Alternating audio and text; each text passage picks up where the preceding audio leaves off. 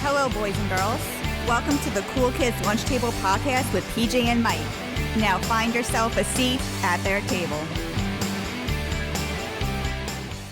Hello, and welcome to this week's episode of the Cool Kids Lunch Table Podcast with PJ and Mike. I'm PJ. And I'm Mike. And we are right on the heels of me watching what could be the biggest movie of the summer, probably, Spider-Man, Brand New Day. I saw it on Thursday, the day it came out. I think I've said this before. I always like to go to comic book movies as soon as possible because it gets spoiled for me if I'm sitting in the shop. So I saw it the day it hit. Excellent. Folks, I did not see it. And we're doing full spoilers, though. I accepted that. That's okay with me. Because I do love Spider-Man.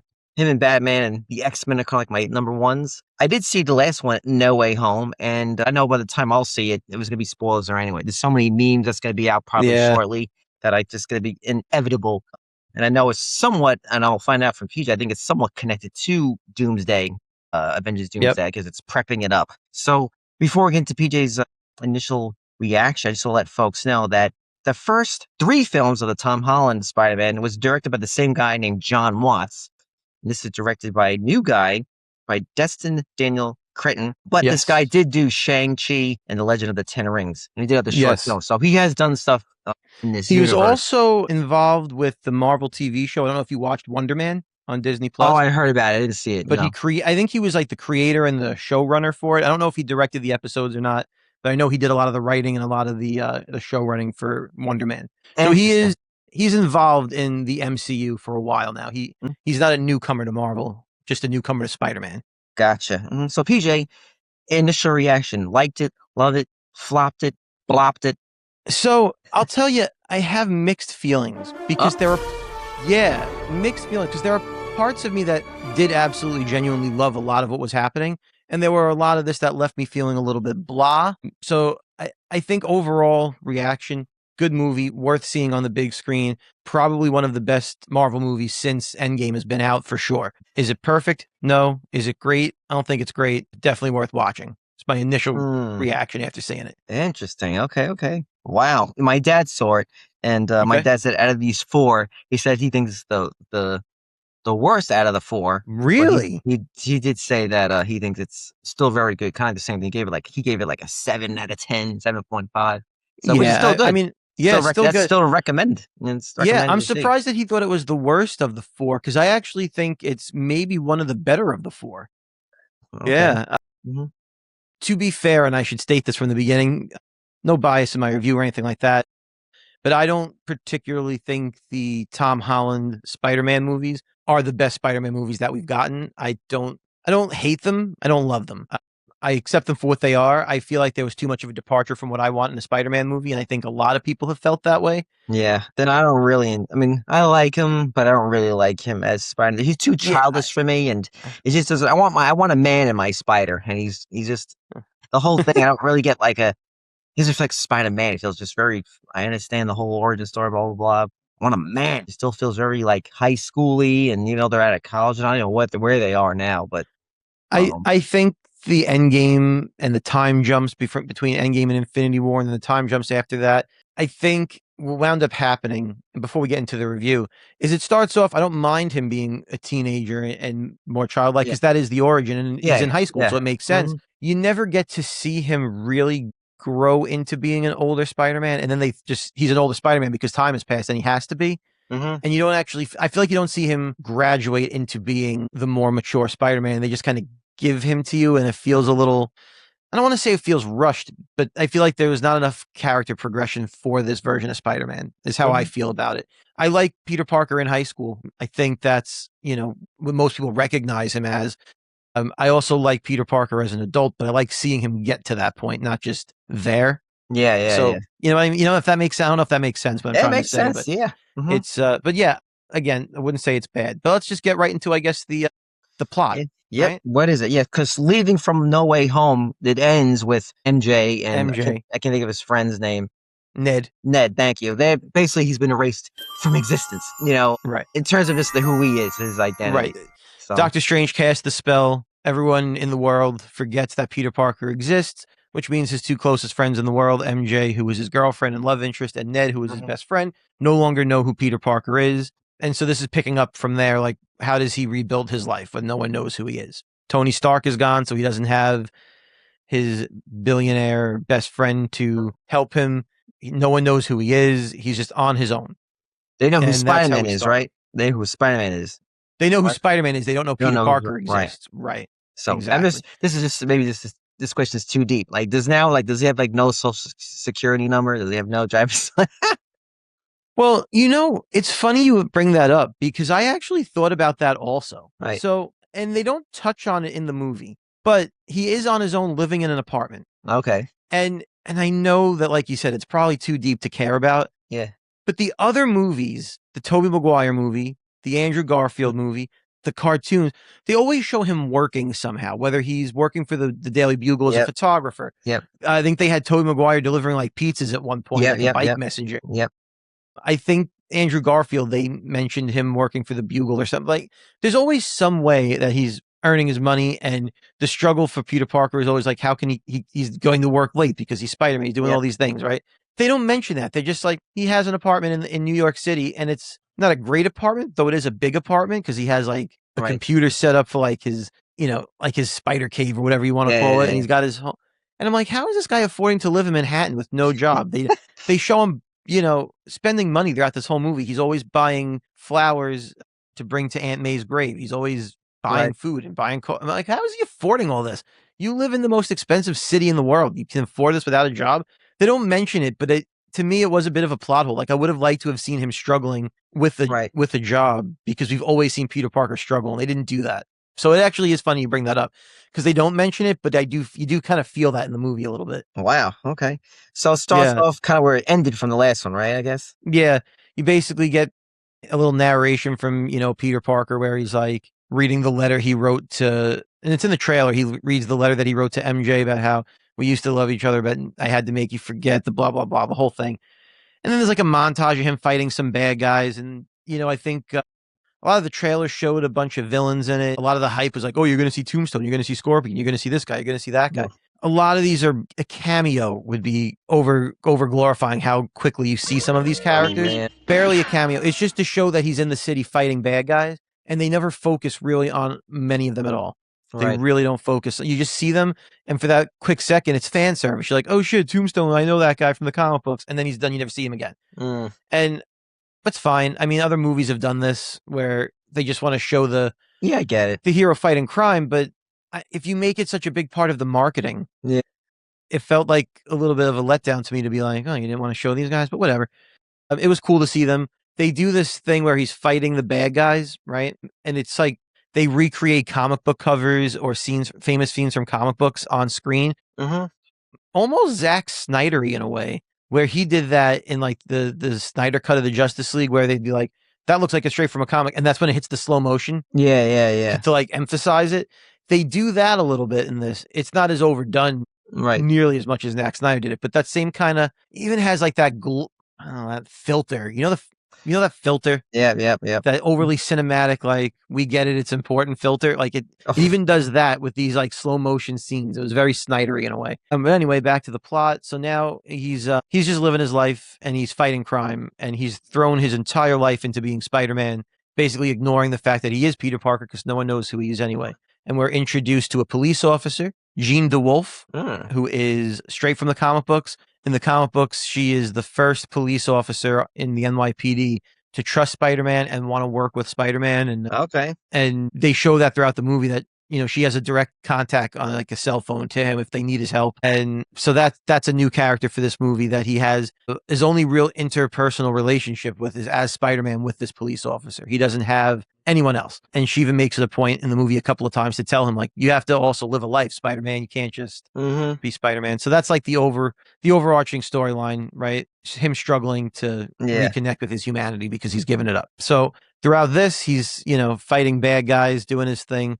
And you start to see him fight these bad guys, and there's stuff happening. Scorpion breaks out of prison, and there's all this shit happening. And everyone is acting just a little bit out of character. Like, you could tell that these people that he's fighting aren't themselves, even though you've never seen them before. It's just the way it's portrayed. You're like, something's off. And then you kind of learn that they're all being controlled, mind controlled. Mm. But you don't know by who. You don't know why.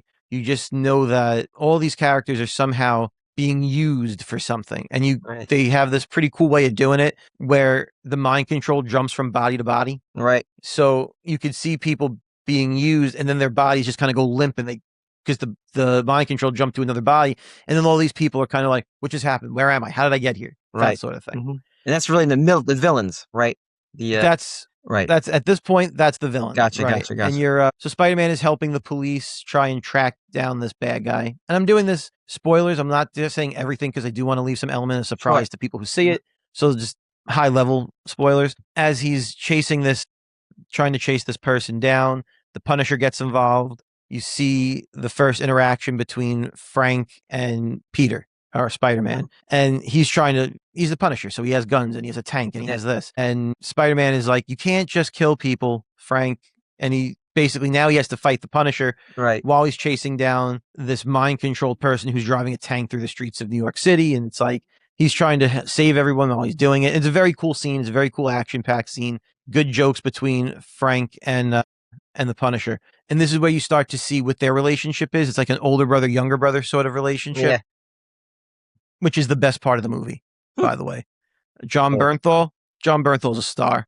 We said that in our review about the Odyssey, how whenever he's on screen, he's just better than everybody. Same thing here. Yeah, this guy's a legit star. Right. And I read that because he was going to make the Odyssey, Tom Holland, that the studios, Disney, because they make Avengers, and then Sony, they both agreed to postpone for him to do the Odyssey. Yeah. So it sounds like he met, I don't know, I'm assuming he met John while making I'm assuming he met him there, and they probably just kind of got along, and the chemistry between them is and just it probably fantastic. carried over. Hey man, we're doing this. It's gonna be great, bro. Good to see you again. So I'm sure that probably helped even more of their chemistry. Yeah, for sure. You can feel that they have really good chemistry on screen. So there's is this the first time we saw Punisher, like his Punisher in No, we meet his Punisher in the Netflix Daredevil series, then he gets his own Netflix series, and then he comes back again, the Punisher, in the Disney Plus Daredevil Born Again, and then he gets his own 45-minute special on Disney Plus. So we've gotten to know Frank for a while. I didn't even know that.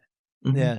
We've gotten to know this version of the Punisher for a while. However, all those other times we've seen him, it's very dark and very heavy. And this is more lighthearted because it's a Spider-Man movie. But it works so much better. Much better. Cannot say enough positive things about John Bernthal in this movie. So eventually Spider-Man is able to figure out that if the bodies are too far apart, the bad guy can't jump bodies. So he basically gets the bad guy to inhabit a helicopter pilot, and then he webs the helicopter in between buildings and stuff. So now there's no one else around and can't jump bodies, and that's kind of how that battle ends. And then the bad guy at this point is basically like, I can read your mind a little bit and I can't jump into your body because somehow you're blocking me, but I know who you are and I know that you love Mary Jane or MJ, and if you try and stop me, I'm going to kill her. And so now that's how the old cast gets involved. And so now Peter has to protect MJ and protect Ned, but they don't know who he is. And so now that he knows MJ's in trouble, he zips over to her and he's like, you don't know who I am, but you have to trust me. You need to come with me. And he brings MJ to the Punisher and he's like, listen, Frank, you have to protect her for me. She's going to die if you don't help me. And Frank's like, I don't want to do this. I'm going to be your friend now. You just did all this shit to me and you do this. And babysit me. And then you find out that, you find out the Punisher and Spider-Man have a history. And you're like, you owe me one, Frank, because of Staten Island. And Punisher's like, you got to keep bringing up Staten Island. He's like, I saved your life on Staten Island. And there's this bickering back and forth. So they allude to, and it kind of reminds me of Black Widow and Hawkeye, how they always talk about Budapest. Yeah. Remember how they're like, remember back in Budapest? And you never actually, I think it was Budapest. I think that's where they were. Yeah. But you never actually learn what happens. It's the same kind of thing. They keep referencing this event that happened on Staten Island, but they don't tell you what it is. Just to show there's a history. So he agrees. He's like, all right, fine. I'll help babysit your girlfriend, whatever. And now Peter Parker is at this point also starting to change on his own, almost sort of man-spidery. He develops organic webbing. He starts blacking out a little bit more. His eyes turn super black when he's in spider mode, and he realizes there's a problem with his genetics. So who do you go to when you have a problem with genetics? Dr. Connor. No. You would think, Yeah, but no. I know. I know he's in it. Yep, Bruce Banner. But you make an excellent point. Like, there was a Spider-Man villain, a Spider-Man character that exists for this purpose already. But we had this shoehorn in the Hulk because we already had. It should have been Dr. Connors. He goes to the college that Dr. Connors works at, and so I'm glad that you said that, because that's the first thought I had. I'm like, this should be Dr. Connors. This should be a Spider-Man character, and the next villain in the next movie should. But we don't get it. So anyway, we meet Banner, and he's like, "Hey, Dr. Banner, I'm a student. Blah blah blah. And can you help me figure this out?" And he's like, "That's some real heavy stuff you're working on there." Yeah. And he's like, "Well, it's just my thesis, whatever." And they basically come up with a way to shut down powers genetically. So one of the things Peter asks him, he goes like, "Well, can I shut down just certain things, or does it have to be everything?" And then they have like a sciencey conversation. Well, if you learn how to isolate this and blah, blah, blah, science bullshit, you could theoretically only shut down certain things and not everything. So Peter gets this idea to create this chip, this MacGuffin, which will shut down his changing genetics so that he can only be Spider-Man, like regular Spider-Man, and then he won't get taken over by this darkness or whatever you want to call it. So all right, he creates this, and now he's off to fight the bad guy again. And here's a spoiler. All right, here comes, folks. If you don't want to be spoiled, warning. I don't know what to tell you. Warning, big warning. You find out the person that's jumping bodies is Sadie Sink. Who is Sadie Sink? Who is she? Who could she be? She's it's from the world's worst kept secret. She's also from Stranger Things, for people that don't know. Yes. Yeah. She's a redhead. She is, as everyone expected, Marvel Girl herself, Jean Grey. Whoa! Interesting. She is playing Jean Grey. This is the first, the first mutant we've seen in the MCU, except for like a brief cameo, I think, of Beast and after the Marvels. Yeah. So the X-Men are here. Interesting. We don't get the music, I do like when back in the day, like in the cartoon, they would like have them like be a guest star on each other's shows. But I'm not really thrilled that she's Jean Grey, but it is. I like her. I think she was one of the better actresses or actors in Stranger Things. So I got no problem with that, with her being Jean Grey. I think she's a good actress. She looks like the character. I got no issues with it. Where I take an issue is how they used her in the movie. So she is at this point the villain, and you're like, well, I don't want Jean Grey to be a villain. What happened? Is she always will find out why she is a villain. So she is basically trying to find her sister. And in an effort to try and find her sister, she is doing evil things, bad things, because she doesn't really care about what's happening to anybody else around in the world, as long as she can look for her sister. So not like completely evil, but misguided. So she becomes like the villain of the movie, sort of a thing. And I'm just like, it's a letdown for me, because she's not a villain. She's not going to be a villain. She's one of the X-Men. She's a superhero. So the minute you find out I'm not gonna lie, it is a letdown, because it's like it just takes the zip out of it, and because she can't end up the villain. So now the whole time you're just like, well, when does it flip and we find out who's really in charge here? And when do we save her? And then when does she in turn save everyone else? Like, there's no mystery at that point, because you can't make her a villain. Interesting. They went that way. Okay. Yeah. And that's why I was like, there are parts of this movie I genuinely love and parts that fell flat. That falls flat, because I'm like, she's not a bad guy. So let's just get to the point where she's not a bad guy. And how do we get there? And let's move on. That for me was a big letdown. So we find out that she's looking for her sister who's gone missing. And all she knows is the word VMAX. So she's trying to hunt down VMAX, which brings her to the Department of Damage. Wait a minute. Sadie Sink is looking for a character named VMAX. Well, wait, because she played a character named Max. Okay.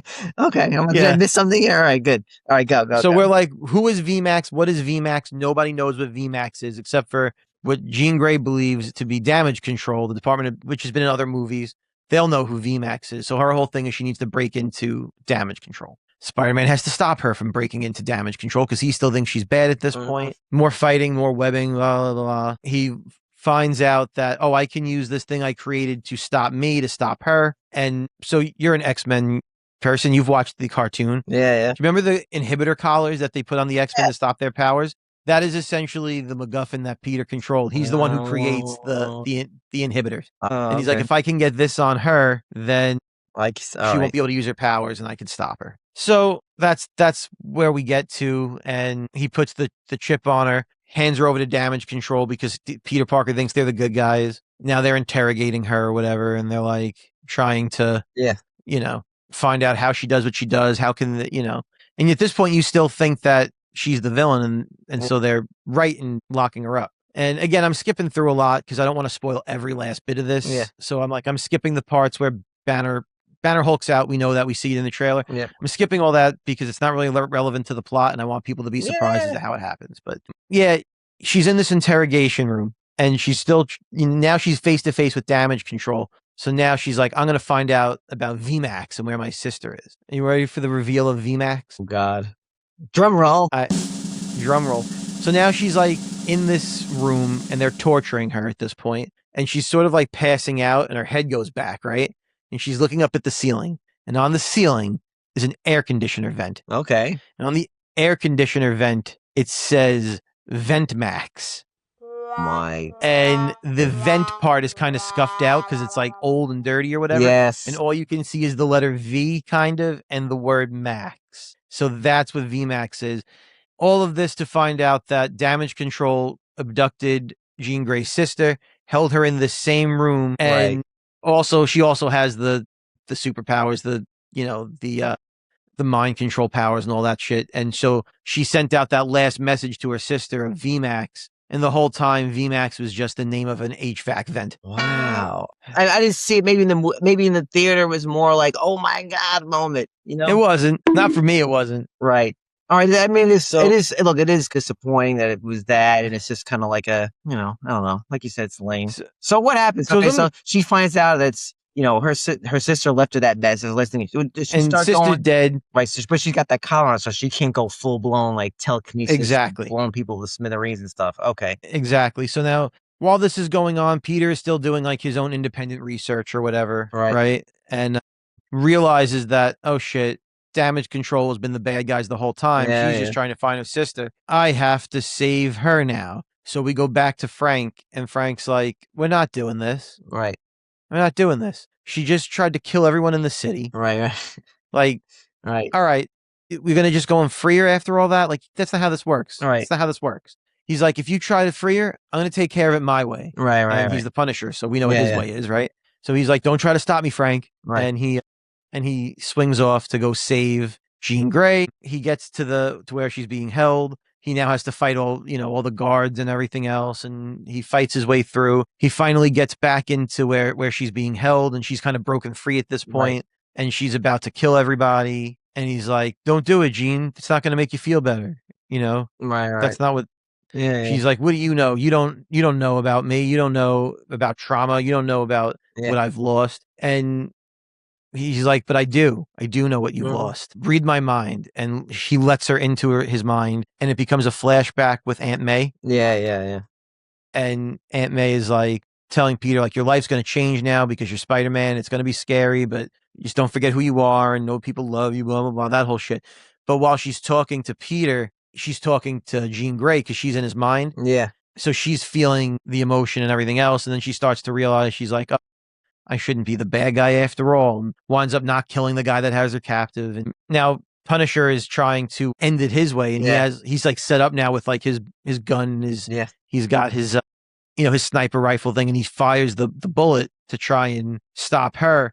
Peter's spider sense goes off, and he quickly turns around and takes the bullet for Jean Grey.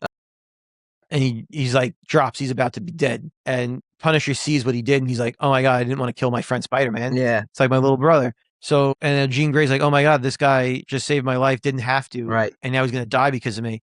And they both basically work to get him to the hospital. So we know that Jean Grey can control bodies, right? Mm-hmm. We've seen that throughout the movie when she's doing this mind jumping. Yeah. So she basically, they don't outright say it, but they like let you know what's happening. She's controlling his body to keep him breathing.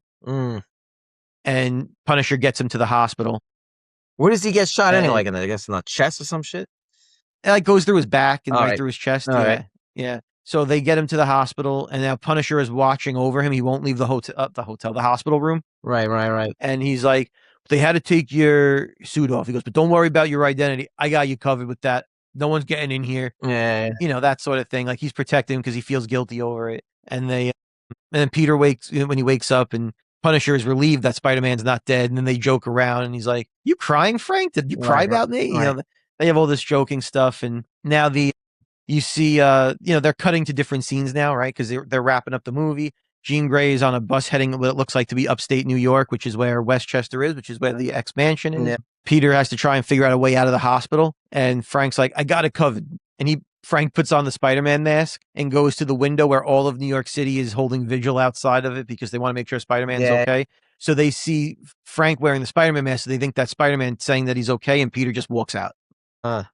Right. So it was funny the way Punisher is like in the window and he's like doing this kind of stuff, and it's funny, it's goofy. And then at this point, the movie at this point basically ends. The last scene is Peter is going to buy flowers for what you assume is Aunt May's grave again, because throughout the movie he's been visiting her, and Ned is in there, and Ned's like eating lunch, and he walks up to him and introduces himself as Peter Parker and does the handshake that they did in the first couple of movies. Right. And through muscle memory, Ned's able to finish it. Right. So it leaves you on this cliffhanger of, does Ned remember that he was everything about Peter Parker? Right. Mm-hmm. Right. Does he remember his memories? Is everything back? Does he know that's his, or was it just muscle memory? And that's like the cliffhanger. Can these people remember who he is if their memory is jogged? And then after the credits, there's a little bit throughout the movie about how Ned's tracking Spider-Man. He creates the Spider Tracker app. Right. And the after the credit scene is just the Spider Tracker app. And it's like, boop. Yeah, boop, yeah. Boop. And then Spider-Man goes missing, the blip. Yeah, right? yeah. And then it shows up again in the middle of space. So why would Spider-Man be in the middle of space? And that's your tease for, I don't think Doomsday. I think this is the tease for Secret Wars. I think they're skipping ahead and starting to tease the next movie, because if it's Secret Wars, it probably takes place on the planet of Battle World. Right. And that's where he gets the black suit in the comics on this alien planet. Yeah. So I'm thinking that's the tease, is that Spider-Man's going to be in Battle World. Well, and that's your recap. Right. So nice. I left out a lot of the things that I didn't want to spoil everything. I didn't want to spoil some of the other cameos. I think you did a great job. Look, I'm not going to lie. Just hearing this, I know I didn't see the film, obviously, but I'm glad I didn't see it. This just sounds almost pointless. And that's the villain, was Jean Grey? Like, man, I thought you were going to say, like, it's Jean Grey and then something else is happening. Did we get her sister back? Sister's dead. This is dead. You find out that the sister's dead, and she was killed in that. She's killed in that torture chamber. So okay, so you don't get her back. But we don't. I don't know. I guess I don't know. I'm just surprised. I don't know. It just seemed like a whole lot of setup just for these other films, and I don't know. It just seems. I don't know. I want that toe to toe. Someone posted the final battle between Tobey Maguire and Spider-Man. When he fights the Green Goblin. That last fight is awesome. It feels so just like a Rocky boxing match. They're just beating the shit out of you, and it just feels like there's no quick. Yeah. Everything's in shot. Everyone's just taking like boom, boom, and like now it just now he's not gonna fight Jean Grey, like you said. Wait a minute, we're on the same side. Like how many times we're gonna have that? Like you immediately know that's what's gonna. That's why I say the movie. There are parts of the movie that's great. We have said in other episodes that we're not necessarily the hugest fan of Tom Holland in general. Yeah. I will say, and I say this having said that in our last episode, that he wasn't one of my favorites. I think this is maybe the best acting he's ever done. Wow. I really truly believe that. I believed his pain. And his heartache. I believed all of that. I think the chemistry that you have between him and Zendaya, and I don't know the guy who plays Ned's name, but Ned, I think that was really, really great. I think they do a good job feeling that they're missing something, but they don't know what they're missing. And he remembers. They do a good job. His interactions with the Punisher are so good. I think it's his best role that he's ever done in a movie. I truly believe that. And that's why I'm like, part of this movie is so good. But then you're like, some of it falls so flat. Like you said, there are some fight scenes that are cool, but you want that one big battle of like Spider-Man versus the villain. Exactly. This is just like, it just seems very like TV. Because like watching him fight henchmen's fine, but at the end of the day, you want him to be able to punch that big bad guy. You never get that moment. I thought you were going to say something about like, it's Jean Grey and then there's some other baddie now, like the real bad guy, which is fine. I would have been okay with, okay, who's going to, when I don't know. But it's just damage control. It's just the Department of Damage Control. And you're like, that doesn't feel like what I want Spider-Man to be fighting. And there's really no fight between him and a guy in an office. Like, it's just, it was missing to me that villain where you're like, I can't wait for Spider-Man to win, Right. you know?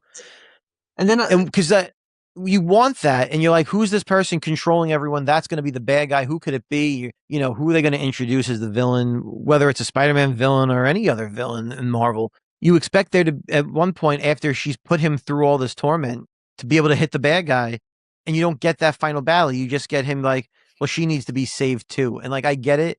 I get what they're going for. Like, it does. To me, it didn't work in as much as, like, to bring it back to other superhero movies, like even again, you bring it back to the 2025 Superman movie, right? Just because it's a recent example of, like, there's still a final battle where he punches bad guys. You know what I mean? Like, you still have him fighting the bad guys. He still confronts Lex at the end of this. Lex is still the villain, right? There's still Superman facing down one big bad at the end of this, whether he can punch that bad guy or not, right? There's still, you look at a Batman movie and there's always a Batman versus his villain. In this, like, the villain is not a villain, so he never gets to have that moment of winning against the villain. And so I felt like it was flat. Yeah, it's, I think one of my biggest issues with the whole MCU universe is, like, these are such, it's really basically it's basically a TV series at this point, Yeah. I mean, it has been for a long time, and I call this the one and done bins. It could be good, but like, this is the type of movie I would never watch again. Like the last one, No Way Home,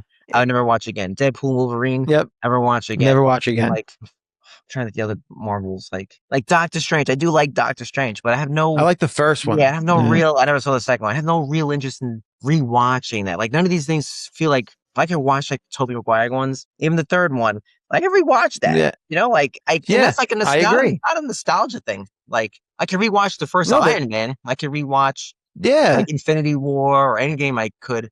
I can rewatch Winter Soldier over and over. I love Winter Soldier. But they got to this point where it's just like you said, like, how many times do you rewatch an episode of a TV show? You watch it, advance the plot, you watch it the next week. Yeah.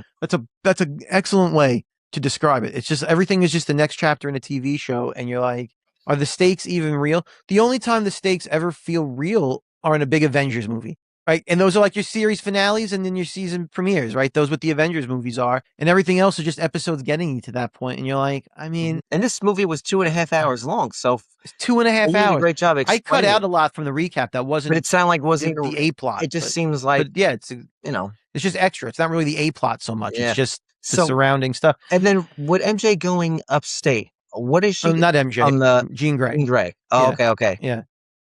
And I got mixed up between the two. Okay, so Jean Grey, you assume, is going to the X Mansion, or she's going. I'm assuming she's going to Xavier, right? Professor X. Okay, and it's like, all right, you would have thought maybe they have like one of the X-Men villains in this one, like that could be some kind of. Well, here's what I thought. Like, here's my rewrite of this movie. This is what I thought when they started talking about VMAX, and no one knows what it is other than the fact that it's in the damage control building. Yeah.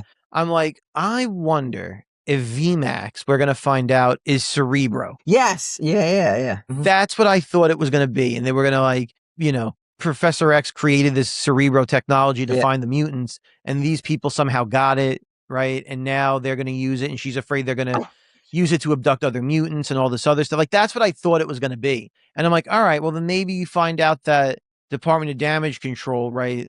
Maybe that's going to be head up by Stryker, the guy who does the Weapon X program. Yeah. I thought that's where they were going to go. I'm like, all right, maybe if that's the route they're going to go, I don't love it, but I see how they use this to set up the next thing. For it to be an HVAC vent, I'm like, all right, okay, right, okay, I get it. It's clever. Okay, Spider-Man isn't going to punch a vent, so here we go. So like I said, quick recap of the positives and negatives for me. The performances. Some of the best performances in the MCU Spider-Man movies thus far. John Bernthal, give that guy a star on the Hollywood Walk of Fame at this point. Dude is a star in everything he does. I did like Sadie Sink. I didn't like what they did with the character, but I liked her in the role as Jean Grey. So the performances were good. The action that you do get, very good. The fan service moments of, like, the famous comic book covers kind of coming to life. I'm a comic book guy, so obviously I love that stuff, right? So that was good for me. All positives, all very good. The negatives. Weak plot, no villain, kind of forgettable by the end of the movie. You're like, well, all right, it is what it is. And for me, as we're wrapping up, the biggest negative for all of these Spider-Man movies is none of these movies are ever about him. He is never the main character in the Spider-Man movie. That's a good point. If you go back to the first one, It's all really Tony Stark, right? Yeah. It's that first one. The first one is Homecoming. Yep. Feels like Iron Man 3.5 more than Spider-Man 1, right? The second one is almost more about Mysterio Yep. than it is about Spider-Man. Mm-hmm. The third one is all about the people from the old movies, Andrew Garfield, Yeah, Tobey Maguire, that's their true. villains, than it is Doctor Strange, than it is about Mm-hmm.